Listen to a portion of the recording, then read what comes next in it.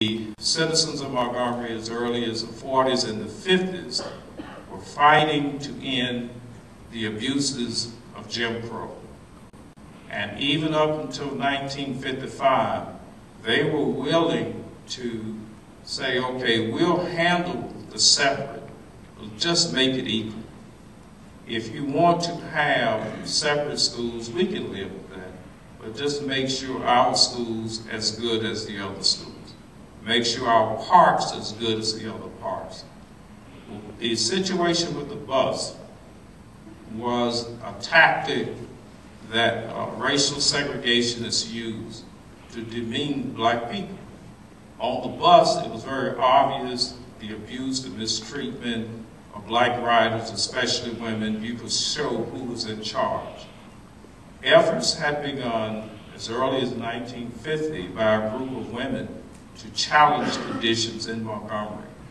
Labor leader E.D. Nixon had begun to show them how to organize, to put together a union, use union activities to advance a strike. The strike was for the purpose of forcing the city of Montgomery to give them the equal part of the separate. Two young ladies, before Mrs. Parks was arrested, challenged the segregated seating on bus. They refused to get up and give up their seats on the order of a white driver. Both of them were jailed, fined, found guilty. Mrs. Parks, some 8 months later, 6 months, 8 months later, followed the exact example of those young girls. And it was because she was 42 years old. It was because she was connected to some of the most powerful political leaders in Montgomery. It was for that reason that they chose to start this strike to demand the separate, the equal part of the separate. And I might add that the strike was started by a group of women called the Women's Political Council. And Dan, you would be pleased to know that they were faculty members of Alabama State University, and that they had organized those women to start the strike. And you haven't heard me say anything about Dr. King at this point.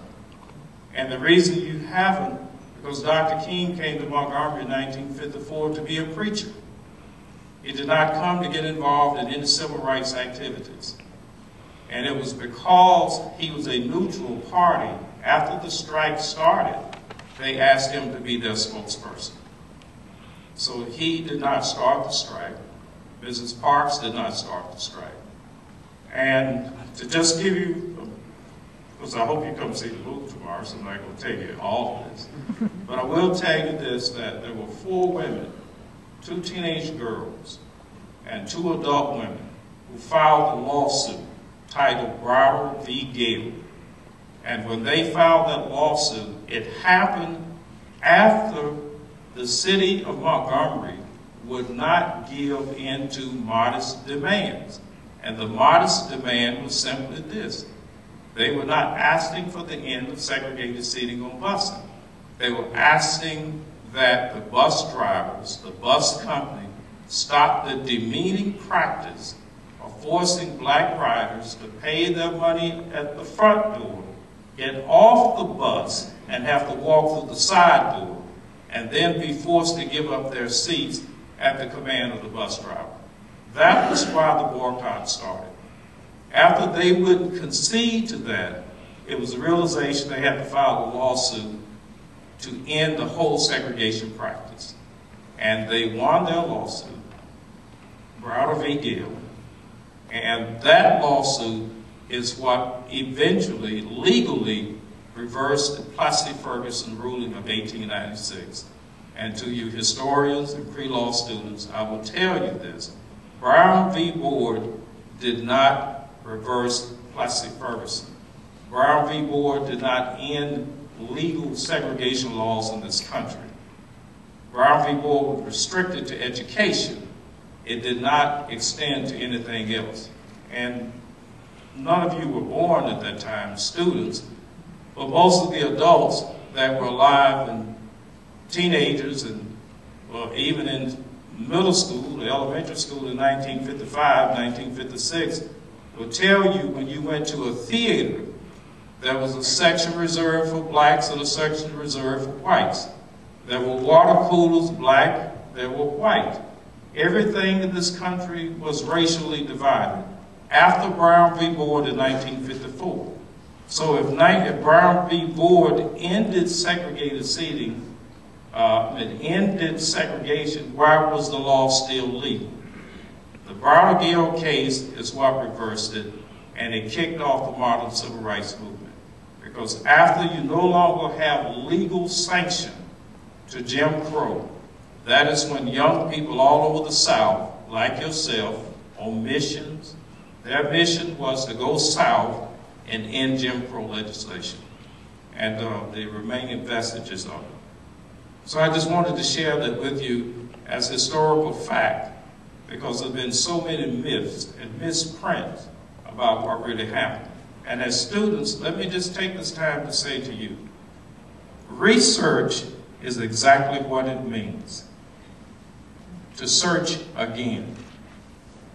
Not to Google, copy and paste, and go in and change out, get your synonym dictionary, and change out one word for another word. That is not research. That's pulling up an article, reading it, fine. That's well. But research is looking at the story from different angles and different ways, finding out if the sources are credible. I can tell you one instance of a misprint, and most of you have seen it.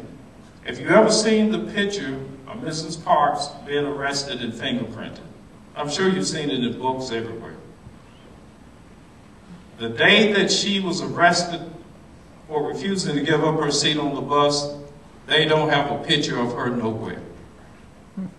They have no pictures of her being fingerprinted that day, because those pictures do not exist. The picture that you see is when she and 89 other people were arrested in February 1956 under a mass arrest, when Dr. King and all those other boycott leaders were arrested. That's the picture that you see. And so they have taken that picture in 1956 and suggest to the world that was the day that she was arrested, and that was her picture. It is not true. But we reproduce it. You go to museums all over this country, and you will see that picture.